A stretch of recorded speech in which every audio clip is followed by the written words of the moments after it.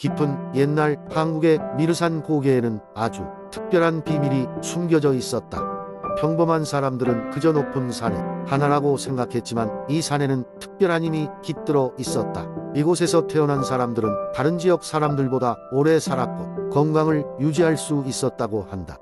미르산 근처에는 작은 마을이 있었다. 그 마을 사람들은 오랜 세월 동안 산의 비밀을 지키며 살아왔다. 어느 날 젊은 농부인 수호가 마을 장로님의 이야기를 듣게 되었다. 장로님은 미르산 고개에는 오래전 용이 살았다고 하시며 그 용은 산의 깊숙한 곳에 숨어 사람들을 보호하고 그들의 생명을 지켜주고 있다 믿고 계셨다. 수호는 그 이야기에 매혹되었다. 그는 어릴 때부터 용의 전설에 대해 들어왔지만 이렇게 직접 관련된 이야기를 들으니 흥미가 솟아났다. 그는 장로님께 직접 묻기로 결심했다. 정말 그 옛날 용이 이곳에 있었던 건가요? 수호가 물었다. 장로님은 미소 지으며 맞장구 쳤다. 그래 소년, 그 용은 우리 마을을 지켜 보고 있다고 믿고 있지. 굳이 가지 않아도 그의 힘은 여기 있는 모든 생명을 에워싸고 있단다. 장로님의 설명에 수호는 마음이 괴롭지만 즐거운 꿈을 꾸기 시작했다. 그러던 어느 날 수호는 꿈속에서 자신이 용을 만나게 되는 환상을 보게 되었다. 꿈에서 용은 푸르고 강렬한 눈빛으로 그를 바라보고 있었다. 용의 목소리는 천둥 같았고 그 소리가 그의 마음 깊숙이 울려 퍼졌다. 인간, 내가 찾는 것이 무엇인가? 용이 물었다. 수호는 곧바로 대답할 수 없었다. 왜냐하면 그의 마음속 깊은 곳에서는 그저 용을 만나고 싶다는 간절한 바람이 공허하게 들렸기 때문이다. 결국 수호는 용의 강렬한 눈빛을 피하며 이렇게 말했다. 저는 당신의 비밀을 밝히고 싶어요. 그리고 당신이 정말 이곳에 있는 걸 알고 싶습니다. 용은 잠시 침묵 후 고개를 끄덕였다. 너의 소망은 진실되구나. 그러나 나의 존재를 알리는 것은 삶의 균형을 무너뜨릴 우려가 있어 하늘의 흐름을 거스를 것이니라. 내가 정말 이곳의 비밀을 지키고자 한다면 너의 마음에 있는 어두운 욕심을 넘어 빛을 봐야 한다.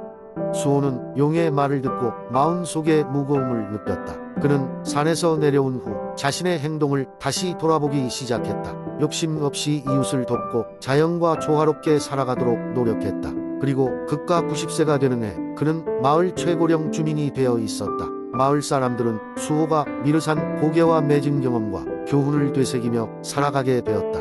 미르산의 전설은 그들의 생활에 깊이 자리 잡았고 그들은 의롭게 삶을 살아가며 전설을 다음 세대에게 전승하기로 다짐했다. 이런 이유로 미르산은 한국의 장수지역으로 널리 알려지게 되었고 그곳에서 태어난 사람들은 모두 건강하고 오래 살 수 있었다고 한다. 두 번째 이야기. 옛날 옛적 아름다운 산과 맑은 강으로 둘러싸인 양평에는 신비한 숲이 있었다고 한다. 이 숲은 인간과 자연이 함께 어우러져 환상적인 이야기가 펼쳐지던 곳이었다. 그 숲의 중심에는 커다란 호수가 있었는데 그 호수에는 특별한 마법이 깃들어 있었다. 요정들과 산신령들이 서로 어우러져 함께 지내며 모든 생명체들이 평화롭고 조화롭게 살아가는 곳이었다. 어느 날 마을의 농부인 수연은 숲 깊숙한 곳에서 길을 잃고 말았다. 저녁이 가까워오자 어둠이 내려앉기 시작했고 수연은 점점 공포에 빠졌다. 그때 숲의 요정인 우이는 그를 발견하게 된다. 우이의 전설적인 아름다움은 마을에서도 유명했다. 그녀는 반짝이는 날개를 가지고 있었고 그녀가 걸을 때면 꽃들이 피어났다. 우이는 미소를 지으며 수연에게 다가가 길을 안내해 주겠다고 했다. 수연은 우이의 친절함에 감동하여 그녀를 따랐다. 걸어가며 우이는 자신이 살고 있는 숲에 대해 이야기를 들려주었고 수연은 이 아름다운 숲의 존재에 대해 더욱 깊은 감사를 느꼈다. 마침내 마을로 돌아오게 된 수연은 우이에게 감사의 인사를 전한 뒤 다음날 다시 숲을 찾아오겠다고 약속했다. 다음날 수연은 꽃을 가득 담은 바구니를 들고 숲을 다시 찾았다. 그는 우이가 좋아할 만한 꽃을 찾아다가 그녀에게 주고 싶었다. 그렇게 수연은 매일매일 숲을 찾아갔고 그의 마음은 점점 더 숲과 그곳에 사는 요정들에 대한 애정으로 가득 찼다. 그러던 어느 날 수연은 숲의 경계를 넘지 말라는 마을의 오래된 경고를 어기고 숲의 가장 깊은 곳으로 들어가게 되었다. 그곳에서 그는 그동안 몰랐던 놀라운 진실을 알게 되었다. 사실 숲은 단순한 신비한 장소가 아니라 양평의 모든 생명과 연결되어 있는 중요한 장소였던 것이다. 그 중심에는 수천 년을 이어온 생명의 나무가 있었고 그것이 모든 생명의 근원이 되었다. 수연은 이 사실을 마을 사람들에게 알리고 숲을 더욱 보호해야 한다고 굳게 결심했다. 마을 사람들은 그의 이야기를 듣고 숲을 더욱 소중히 여기게 되었으며 숲과 조화를 이루며 살아가고자 노력했다. 그리고 숲의 비밀은 수연의 이야기와 함께 전설로 전해 내려가 양평의 자랑이 되었다. 이렇게 수연의 이야기 덕분에 숲의 신비로 가득한 이야기들이 후손들에게까지 전해지며 양평은 여전히 아름다운 자연을 소중히 하는 지역으로 남게 되었다. 세 번째 이야기. 옛날 예적 경상북도의 안동 지역에는 아름답고 신비로운 대나무 숲이 있었습니다. 사람들은 그 숲을 달아날 대나무 숲이라고 불렀습니다. 이 숲은 항상 달빛 아래 은은한 빛을 발하며 그곳에 들어갔던 사람들은 한번 들어가면 쉽게 나오지 못한다는 이야기가 전해져 오고 있었습니다. 대나무 숲의 기원에 대한 이야기는 먼 옛날로 거슬러 올라갑니다. 전설에 따르면 이곳에는 달의 여신과 인간의 남자가 사랑에 빠졌습니다. 그들의 사랑은 인간과 신의 경계를 넘나드는 것이었으므로 천신들은 이 사랑을 용인할 수 없었습니다. 그래서 여신은 하늘로 돌아가야 했고 남자는 슬픔에 잠겼습니다. 그러던 어느 날 밤 남자는 여신이 사라진 자리에 기도를 올리기 시작했습니다. 부디 그녀가 다시 돌아올 수 있기를. 남자의 기도가 빗물처럼 계속되자 그곳에는 놀랍게도 아름다운 대나무들이 자라나기 시작했습니다. 대나무마다 한 가닥씩 달빛이 들면 그것은 마치 여신이 남자를 위해 보내는 편지와 같았습니다. 세월이 흘러 그 대나무 숲은 마을 사람들에게 신비로운 장소로 여겨졌습니다. 숲을 지키며 살아가는 할머니는 아이들에게 자주 숲의 전설을 들려주었습니다. 이 숲을 잘 돌보아주면 달의 여신이 인간의 소원을 들어줄지 몰라 라고 말했습니다. 하지만 삼촌을 따라 안동을 찾은 한 소년 영우는 그런 이야기를 믿지 않았습니다. 그는 세속적인 쾌락과 탐욕에 휩싸여 있었고 그 숲의 대나무가 돈이 될 수 있음을 알게 되었습니다. 어느 날 밤 그는 혼자서 대나무를 베어 팔아버릴 생각에 숲으로 들어가게 됩니다. 달빛이 비치는 밤 영우는 대나무를 일으켜 세우고 자르기 시작했습니다. 그 순간 갑작스런 바람이 불어와 주변이 깜깜해지는 듯했습니다. 영우는 순간적으로 방향을 잃고 숲 깊은 곳으로 들어갔습니다. 그는 아무리 걸어도 출구를 찾을 수 없었습니다. 숲속에서 길을 잃은 채 몇 날 며칠을 헤매던 영우는 배고픔과 두려움에 휩싸여 절망했습니다. 마침내 포기한 영우는 대나무 사이에 앉아 고개를 떨궜습니다. 그때 달빛이 그에게 쏟아지자 그의 앞에 여신의 환영이 나타났습니다. 여신은 영우에게 부드럽게 미소 지었습니다. 돌아가고 싶다면 내가 정말로 중요한 것이 무엇인지 돌아보시오.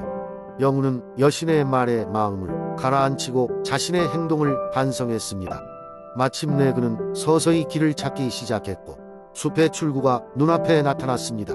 숲에서 빠져나와 본 마을은 여전히 밝은 햇빛 아래 있었습니다. 그날 이후로 영우는 더 이상 쾌락과 탐욕만을 쫓지 않았습니다. 그는 자신과 마을 사람들을 위해 정직하고 성실하게 살아가며 대나무 숲을 돌보고 보호하였습니다. 사람들이 전설의 숲에 대해 물을 때면 영우는 흔히 웃으며 이렇게 말하였답니다. 달빛 아래의 대나무 숲은 우리에게 진정으로 중요한 것이 무엇인지를 말해줍니다. 네 번째 이야기. 옛날 옛적 한국의 아름다운 장성 지역에는 눈부신 자연과 함께 마을 사람들이 평화롭게 살고 있었다. 마을 한가운데에는 모린고라 불리는 신비로운 나무가 솟아 있었다. 이 나무는 매 시즌마다 잎사귀에 색이 바뀌며 사람들에게 특별한 기운을 불어넣는 것으로 유명했다. 그러나 이 나무에는 특별한 전설이 있었다. 모린고는 천년 전 하늘에서 내려온 별의 힘을 품고 있으며 이 나무가 존재하는 한 마을은 번영한다는 것이었다. 별은 어느 날 푸른 불빛을 내뿜으며 하늘에서 떨어져 마을 중앙에 뿌리 내리고 마법의 나무로 성장했다. 마을 사람들은 매년 봄이 되면 모린고 아래에 모여 축제를 열었다. 그들은 모린고의 잎을 조심스럽게 따서 차를 만들었고 이를 마시며 소원을 빌었다. 이 차를 마시면 마음의 평화를 얻고 작은 소원들이 이루어진다는 믿음이 있었다. 그런데 어느 해 모린고의 잎사귀가 이상하게 변하고 있는 것을 발견했다.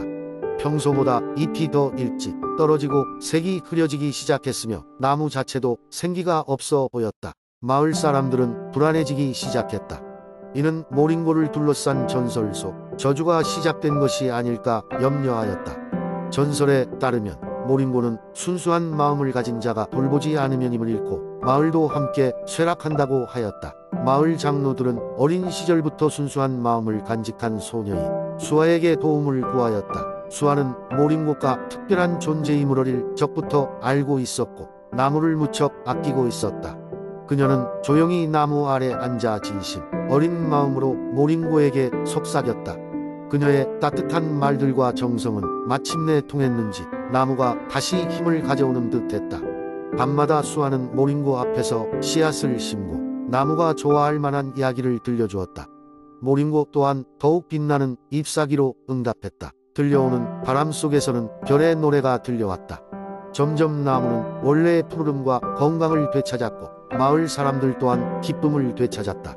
그해의 축제에서 수아는 마을 영웅으로 칭송받았으며 모링고는 예전보다 더욱 풍성하고 아름답게 자랐다. 혹여나 다시금 위기가 닥치게 된다면 순수한 마음과 정성이 함께한다면 어떤 어려움이라도 극복할 수 있다는 교훈을 남기며 장성의 마을은 다시금 평화로운 나날을 이어갔다.